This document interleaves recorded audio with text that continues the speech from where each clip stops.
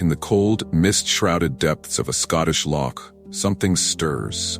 For centuries, the question has lingered like the mist above the water. What lies beneath Loch Ness? Is it a creature from ancient times, a figment of collective imagination, or something far more elusive?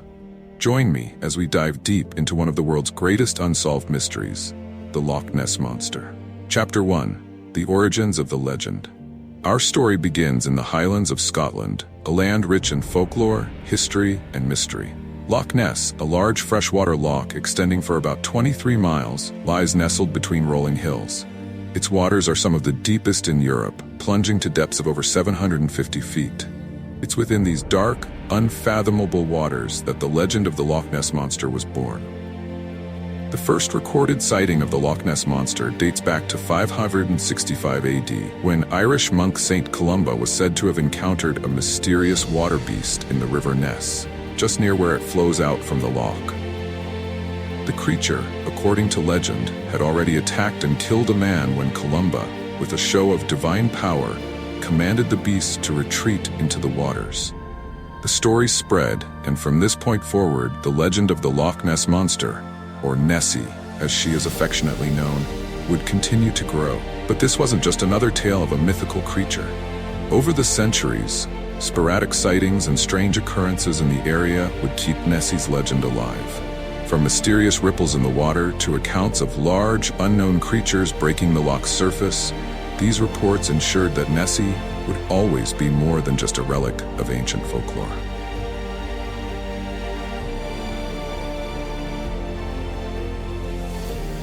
Chapter 2. Nessie's Rise to Global Fame. For hundreds of years, the Loch Ness Monster was little more than a local legend, but everything changed in the 20th century. In 1933, a road was completed that ran along the shores of Loch Ness, offering unprecedented views of the water. That year, a sighting by George Spicer and his wife ignited a media frenzy. The couple described seeing a large, whale-like creature crossing the road in front of their car before disappearing into the loch. Their account would spark widespread interest in Nessie, and soon, stories of sightings started flooding in from all over. It was in 1934 that one of the most iconic images of Nessie was captured, what became known as the surgeon's photograph. Taken by London physician Robert Kenneth Wilson, the grainy black and white photo shows a creature with a long, slender neck emerging from the water. For decades, this photograph was held as proof that something mysterious did indeed inhabit the loch. But as with many great mysteries, things are not always as they seem.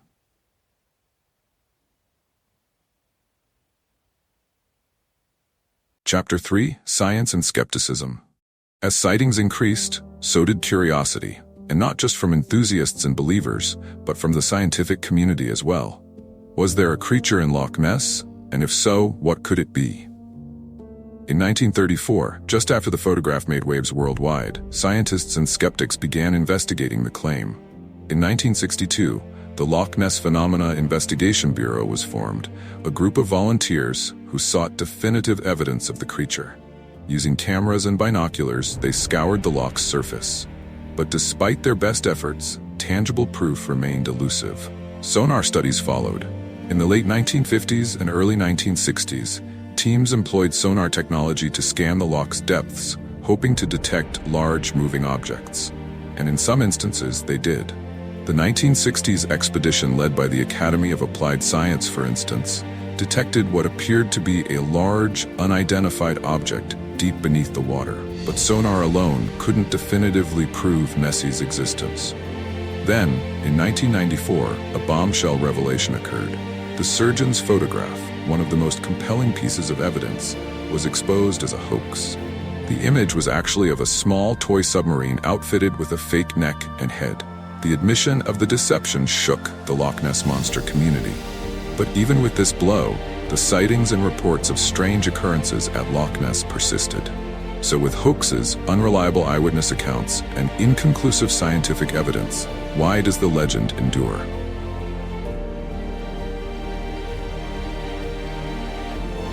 Chapter 4. Nessie in Pop Culture. Despite the lack of concrete evidence, or perhaps because of it, Nessie has found a permanent home in popular culture.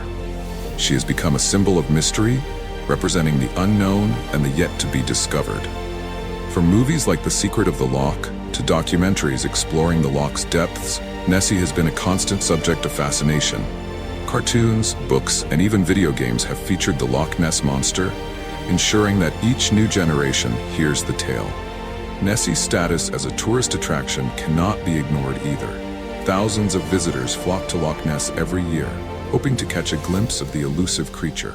Entire industries thrive on Nessie's legend, from local boat tours to Nessie-themed memorabilia. But why is the Loch Ness Monster so deeply embedded in the public's imagination? Is it simply because we want to believe that there are still mysteries left in the world? Or could there be something more to this tale? Chapter 5: Possible Explanations. What then could Nessie be if she indeed exists? Over the years, various theories have been proposed, ranging from the plausible to the downright bizarre. One of the most popular scientific explanations is that Nessie could be a plesiosaur, a prehistoric marine reptile thought to have gone extinct millions of years ago. The creature's long neck, flippers, and aquatic lifestyle bear some resemblance to the most common descriptions of Nessie. Could it be that a small population of plesiosaurs survived the extinction event and somehow remained hidden in the depths of Loch Ness? Though the idea is thrilling, it faces major challenges. For one, Loch Ness was formed only about 10,000 years ago, long after the plesiosaur's extinction. Additionally, the loch's cold, murky waters may not provide the right environment for such a creature to thrive. Other explanations suggest Nessie could be a giant eel, which are known to inhabit Loch Ness. Some species of eels can grow to significant sizes, and their serpentine bodies could easily be mistaken for a larger creature. Still, no eel has been documented as being large enough to account for many of the Nessie sightings. Some skeptics believe that the sightings are simply cases of mistaken identity. Logs, waves, and other natural phenomena could appear as large, mysterious shapes in the water. The human brain, eager to make sense of ambiguous information, may interpret these shapes as the creature we expect to see. Chapter 6: Modern Investigations. In recent years, the search for Nessie has entered the modern era, with new technology bringing fresh hope to those seeking answers. In 2018, an international team of scientists conducted the most comprehensive study of Loch Ness to date. Using environmental DNA, eDNA analysis, they aim to catalog every species living in the loch by examining water samples. If a large unknown creature existed in Loch Ness, its DNA would likely be detected in these samples. After months of analysis, the results were finally released.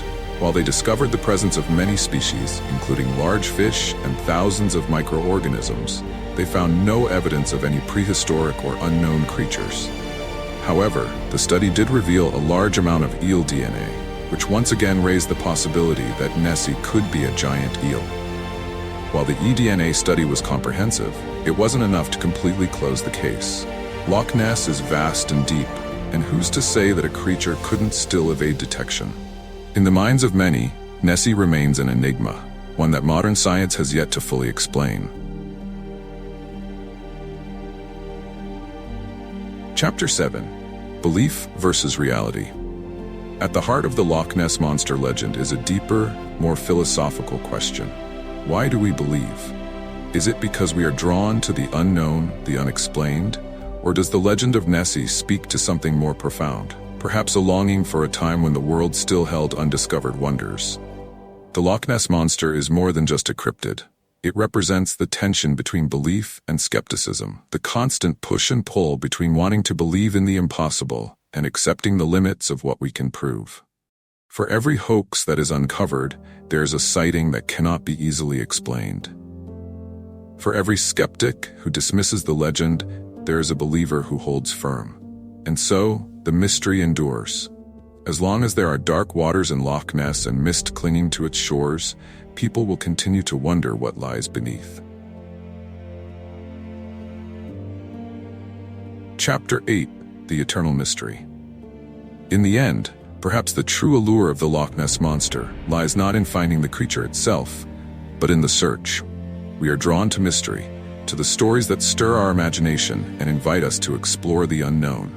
Whether or not Nessie exists may never be conclusively proven, but as long as people continue to ask the question, the Loch Ness Monster will live on.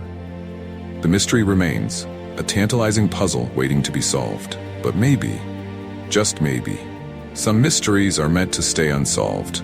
The Loch Ness Monster, fact, fiction, or something in between? You decide. If you enjoyed this deep dive into the Loch Ness mystery, don't forget to like, subscribe, and hit that notification bell for more unexplained phenomena and mysterious legends from around the world.